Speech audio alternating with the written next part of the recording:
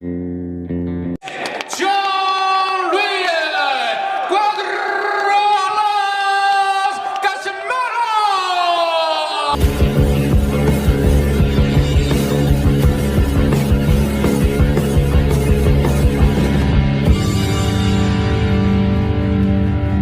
guys, welcome back to our channel Winsworld TV.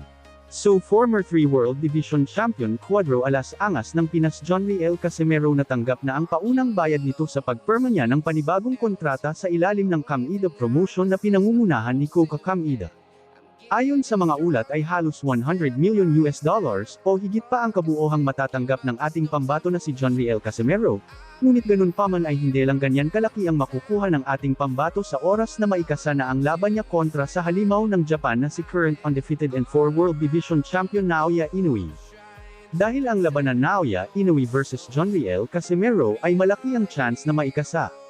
Dahil nagsalita na dito si Ohashi na magkakaroon ng tune-up fight ang kanyang alaga na si current undefeated and 4 World Division Champion Naoya Inoue.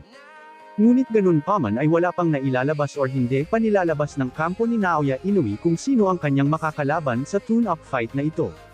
Dagdag pa dyan ay dahil hindi pa ito isinapubliko ay sa kadahilanan na kahit late na ito isapubliko ay kumpiyansa sila na papatok sa lahat ng boxing fans ang tune-up fight na ito. Dahil kung ang ating pambato na si John Riel Casimero ang tinutukoy ni Ohashi ay hindi na kailangan pa ng mahabang pagpupromote. Dahil alam naman ng karamihan na talagang in demand sa ngayon ang ating pambato na si former 3 World Division Champion Cuadro Alas Angas ng Pinas John Riel Casimero dahil sa naging magandang resulta ng kanyang laban kontra Luis Neri na pang ilang beses niya ito pinatumba sa ibabaw ng boxing ring, dahil dyan ay mas nakilala ang lakas ng ating pambato lalong-lalo na sa The Ring Magazine kung saan ay mas malaki pa ang engagement ng post nila gamit si John Riel Casimero kaysa kay Naoya Inoue. Maglalaban ang dalawang ito sa Super Bantamweight Division na kung saan ay hirap kunin ni John Riel Casimero ang tamang timbang doon, ngunit ganun pa man kahit hirap kumuha ng tamang timbang sa Super Bantamweight Division ay pumayag pa rin ito at willing ito mag-adjust at kunin ang tamang timbang. Makalaban lang ang halimaw ng Japan na si Naoya Inoue para mapatunayan niya na hindi lang si Inoue ang halimaw sa mundo ng boxing sports.